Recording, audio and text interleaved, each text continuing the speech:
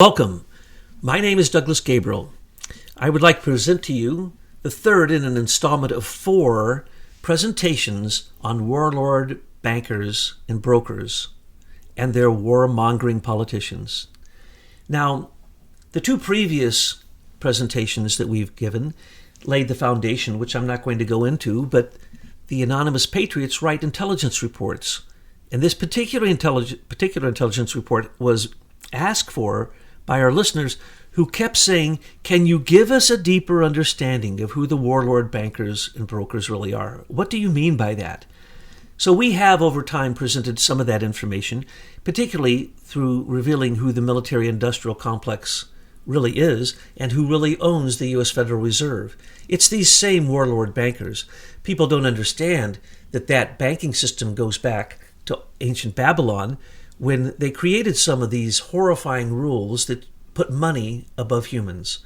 And then it spread throughout the world, and in Venice during the Crusades it became very focused with central banking, because the Pope basically started the first bank at St. Marco's, the cathedral in Venice, for the first Crusades, as a funding for the first Crusades. And the Pope had to use an outside bank because the Pope needed to create a loan. And that loan was given by people who weren't Catholics, Roman Catholics, who could charge interest or usury. So when we're talking about the worship of money, we're talking about the worship of greed, and that is the being, the demon, who is called Mammon. And he's been described, Mammon, throughout history in the Old Testament, New Testament, many books. And people have often talked about this path to hell that Mammon will take you if you wish to become so greedy that you become miserly and no amount of wealth can satiate you. And that's basically what warlord bankers and brokers are. We also showed in the 2 previous presentations, and in those articles it shows that war was directly synonymous with banks. You cannot separate Mammon from war, because if you are going to respect and worship money more than the human being you loan money to, and that you'll put them in debtor's prison, you'll let them die in debtor's prison, or you will start wars, you will foment dissent so that you can loan money to both sides so they can fight against each other so you can pick up the pieces. That's what these banking families did from the beginning. And that's what we show in the article, in the intelligence report, is that the Babylonian families were very clear. That's what they did. And then they started handling the land for the king. And then they started handling the money for wars for the kings. And from that point on, it went straight downhill. So the Venetians didn't invent this, but they became the best at it. And so the Venetians and Florence and Seneca and Genoa and other Italian city-states had republics which were ruled by central banks. Now, what we're going to point out in this particular article, which is entitled The Venetian Takeover of England, a 200-year project by Gerald Rose, printed in the Executive Intelligence Review, April 15, 1994. We're going to talk about the Venetian bankers how they came to England, but particularly not what we did before, which is how they did it through money and manipulation and manipulating monarchs, but we're going to also show how literally the Catholic Church representatives became their worst enemies. Gasparo, Contarinia, someone you've probably never heard of, or Paolo Sarpi.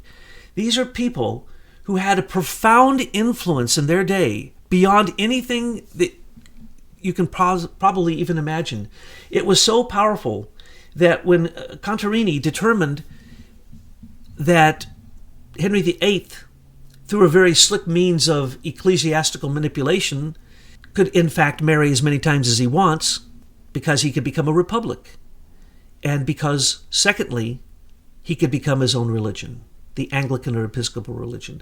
Now, this is amazing, that the Venetians could convince King Henry VIII that not only was he the most powerful king around, and that not only could he defy the Pope as a Roman Catholic and marry as many women as he wants, and also his indulgences were, of course, grotesque and well known, but in the end, he was convinced by Venetians that he not only had the divine right of kings, but that he was the head of his own church. He was the Pope of his own English church.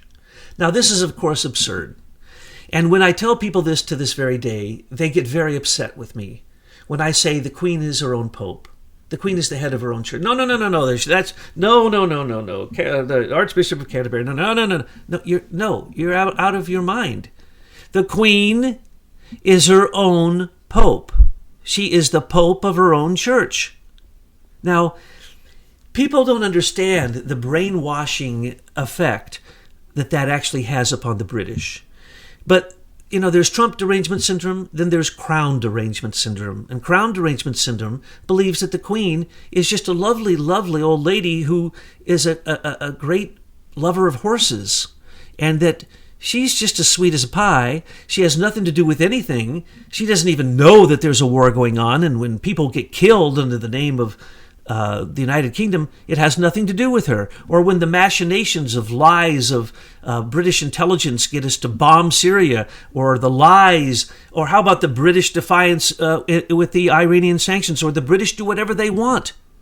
They do whatever they want. Why? Because they believe that though the monarchy may not be the political force, and that is a lie, it actually is, and they believe that the monarchy is not the economic force, and that's a lie because the Queen is the Bank of England, and when they believe that the Queen is not the head of her own church, and that in fact she sets the tone for all other true Episcopalians and Anglicans and the Church of England, they ignore that. They think I'm crazy.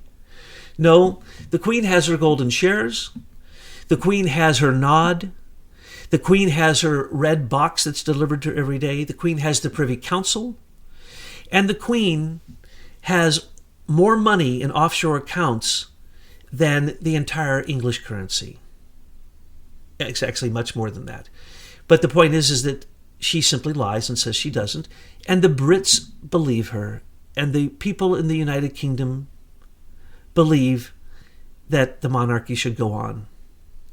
I believe the monarchy in England should end immediately, and all Privy Council members should be looked into, investigated, and probably arrested, except for the fact that they live in a monarchy and they are subjects, they're not citizens, and you have no rights in Britain. Because the Queen's court overrules all other courts. So it's not just the right of veto. It's not a pardon. It's that the Queen's court is ruled by a judge who is on the Privy Council, who has been knighted, who has taken a vow of fealty to her and promised that her business can never, ever be shared with the public. So no matter what happens in the United Kingdom, you will never find the truth, because the people who are running it say they don't. Now, that is the exact way that the Italian bankers worked. They would say yes to every single idea, no matter who came, no matter what they wanted. Yes, yes, yes.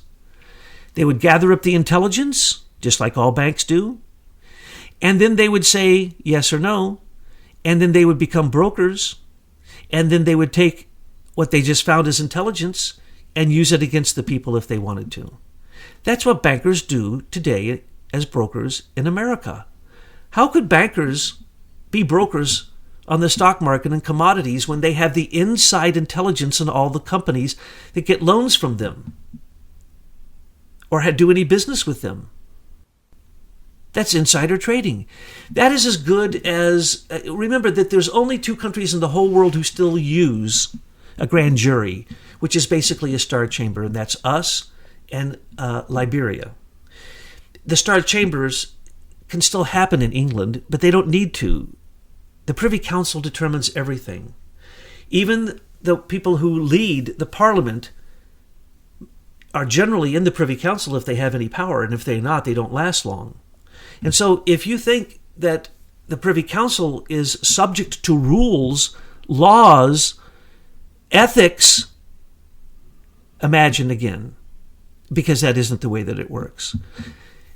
The elite in the Republic, not the monarchy, in the Republic of England, and I don't quite know how to phrase that, because the United Kingdom, it's not really a kingdom, it's a republic. And the kingdom is, it's a myth, really. The Commonwealth is a myth. And, for instance, the association that started in 1946 with the Five Eyes, Agreement for Intelligence Sharing between Britain, New Zealand, Australia, Canada, and America, is a complete scam. Britain is not even our friend. So as we look at what the Brits actually are doing through the Privy Council, whether you want to count the Queen or not, I don't really care if you count the Queen, but you have to count the Doge. Now, the Doge, the ruler of the Privy Council, may not be the Queen today. It may be tomorrow. It could be Charles tomorrow, but it could also be Geoffrey Patty tomorrow. It could also be George Soros, because remember, Geoffrey Patty, Lord Malloch, they were in with Soros. They helped Soros create Open Society. Lord Malloch Brown is Soros' best friend. So Soros is basically the Queen's tool. Even when Soros attacked the British pound, you can bet that the Queen made a fortune off of it. The British people didn't, and George Soros, a predatory economic fascist, makes money off of doing this to country after country after he creates a color revolution. So really what happened with the Venetians and their spies, Contarini and Sarpi, and their groups, the Black Guelphs, and their groups, the Giovanni, and their groups, the young Italians and the Young Turks, these different groups today, even the Young Turks today, the person behind Alexandria Ocasio-Cortez, that is the Young Turks. And they are basically fascists. They've been going all this time, hundreds and hundreds of years. And people ignore them. People don't even know they exist, and yet they have influence beyond anything you can imagine. Look at the influence Cortez has had recently with the Green New Deal here in America. Well, that was nothing more than an idiotic plan of a man called Jung Unger, who's the head of the Young Turks here in America. Well, the Young Turks are nothing more than Sarpi's groups that have come into the modern age. And Sarpi and Contarini, they were both Catholics. They were both monks. They were cardinals. They were the greatest thinkers of their day, and yet people don't even know they existed. And what influence did they have? It still goes on to this very day. Contarini is hardly known except in the realms of central banking, because in central banking it clearly states you cannot have a pope, you cannot have a sovereign, you can only have a doge. And the doge can only rule a republic that is represented, it's representative of the oligarchs. And that's what we have to this very day in America, in Britain, in any place with a central bank. And that's why we see those oligarchs in many cases, instead of becoming family dynasties, they become dictators. And then, of course, they do want their family, in some cases, to continue, like Kim Jong-un, who believes that he is literally a divine being, and his father was a divine being. They're psychopaths. They're not divine beings. They're anything but divine beings by their behavior. That's easy to see. They have red blood coursing through their veins.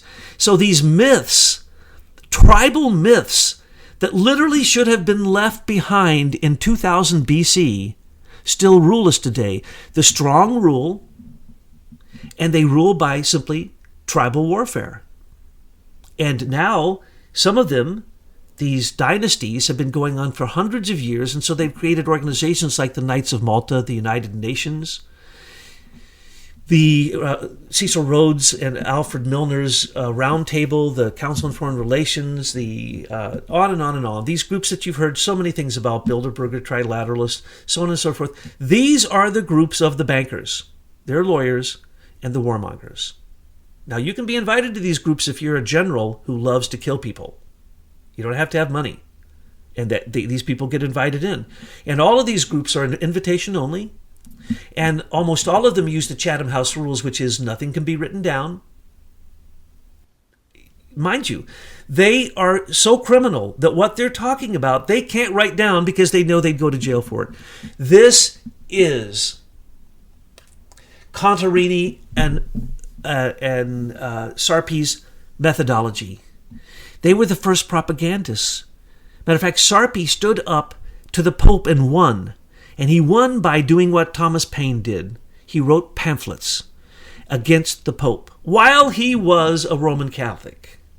And these pamphlets then, every one of them was sent to England and translated and basically became John Locke and Thomas Hobbes and the Royal Society and all these different groups listened to these Italian thinkers.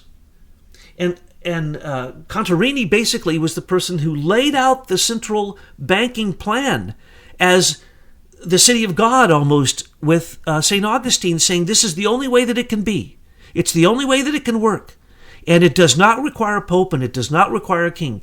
These two thinkers infiltrated Britain, and later the people who followed their ideas overthrew monarchs throughout Europe. It was these two thinkers. And they overthrew England, but they didn't get rid of the monarchy. They turned it into a republic. And that's what it is to this very day, except that it's a twisted, demented republic that, Contarini described it as if it was heaven come to earth. And Sarpi said it was the only way that it can work. And they convinced the British of this, and that's how they got their system. And then taking even the monarchy out of that system, they came to America and started a republic here. And so who's the Doge? The Doge is whoever the rogue CIA, White House ex-president is, because that's who... let's look at George H.W. Bush. He came out of the White House, and he was, a minor millionaire. 1 year later, he was a billionaire after joining the most corrupt group of bankers called the Carlyle Group, who had over 400 corporations, almost all of them based upon military interests. And they ended up getting no-bid contracts like crazy. And then they were carried on by Halliburton, no-bid contracts, and then Eric Prince and his group, Blackwater, no-bid contracts. They can get sued, nothing ever happens. They're corporations, they have a problem. Here in America, they simply go bankrupt and they disappear. And it doesn't matter how many people they killed. No one gets sent to jail in America if a corporation is responsible for the deaths. Think of that. When Monsanto is finally charged properly, they'll be responsible for the deaths of millions. Will anyone go to jail? No. When the tobacco companies that are responsible for a minimum, no matter how you want to look at it, at least 1 million people a year, some say mega millions a year, directly attributable to tobacco, when they know that the people who run these companies did it on purpose, they put chemicals on it to make you addicted, and then all they had to pay is a couple $1 billion, and then what happened? That's right. They went to England. And all of the tobacco companies in America, the big ones, Reynolds and the others, have joined into British Tobacco, British American Tobacco. I think that's what it's called, BAT. And basically, they're in the city of London, and they haven't been sued anymore. So they continue to kill millions of people. They've already been sued to show that they did it on purpose. And yet now, they paid a little money, and they're no longer responsible for the deaths yearly of millions of people. These are the bankers. These are the brokers. These are the warmongers who do not mind that their corporation, as part of their mission statement, is to kill people. For instance, there are many pharmaceutical companies that know full well that their drugs kill people. They don't test them properly. They know this. When they get caught, they pay a fee, the price of doing business. Nobody goes to jail. And then what happens? They simply rebrand it, change a few ingredients, and have another 5-year stint killing people. So what we see in America, well, it's very strange. We see the same system transplanted here, but it just doesn't have those committee names. It doesn't have the Privy Council. It doesn't have the monarchy, but it is a republic. And so I'm sorry to have to tell the people in the United Kingdom that they don't have a kingdom. You have a mess, first off, if we want to look in today's politics, because it was, look what's happening in New Zealand. John Podesta goes there, creates a false flag, and overnight, all the weapons are collected. Wow. How about Australia, where they've already collected the weapons, where Alexander Downer spent tens of millions of dollars paying the Clintons to simply be able to get some AZT and other drugs for AIDS into Australia. Why did they have to pay the Clintons for that? Look at the corruption. Uranium One was all centered out of Canada. So Hillary and Bill's corruption, all out of Canada. And we have pointed out that the Britishgate, the Spygate, the Russian dossier, that was directed by the Queen's Privy Council, and we've demonstrated that. So what we're saying is still going on to this very day. These machinations, these bankster scams, these Ponzi schemes, and the obfuscation that happens legally in a monarchy have created the fact that Britain is the home of some of the worst corruption in the world. Britain learned from the Vatican, but I believe that it is possible that the Brits have gone beyond even the Roman Catholics. Even though the Queen swears fealty to the Knights of Malta, which are now run by Jesuits, they don't really care because the monarchy is washed up. They can't find anyone moral in their entire dynasty to carry on. And when we do look, we find that the divine right of kings has been abnegated because the blood lineages have all been spoiled. So if you really want to say who runs Britain, and unfortunately that also means America, the 54 Commonwealth nations, all Five Eyes, and for a while tried to control the European Union central banks, you'd have to say that would be the Venetian bankers to this very day. The Italian bankers. Bank of America is an Italian bank. It doesn't say Bank of Italy, because we wouldn't go there if it did. And so the lies and the obfuscations and the conflating and the confabulations and the nonsense that these banks put out, changing their names all the time so you don't know it's J.P. Morgan, so you don't know that that was Rockefeller, so you don't know that that was before that Warburg came over. Warburg was, it's just what the Rothschilds did, a perfect example. Rothschild sent 2 tellers to America. By the time they got here, somehow they had millions of dollars and they opened 2 of the largest banks which still exist to this very day. And one of them, Warburg, became the person through his dynasty and his family that basically wrote the law and helped set up the U.S. Federal Reserve and made sure that the Warburgs got their share of it. This is nothing new. This is what greed does. As a matter of fact, you can predict the next step of greedy people as easily as you can predict that the sun will rise, because they're going to be greedy the next day, especially even more greedy the day after. That's the sin of greed. That is the sin of worshiping mammon. That is the sin of money. And so, Webster Tarpley, we thank you because your insight, looking at the philosophical underpinnings of why the central banks have the control that they have to this very day, demonstrates that it's not just the Brits, it's not just the Rothschilds. They learned from much greater experts. They learned from the Italians.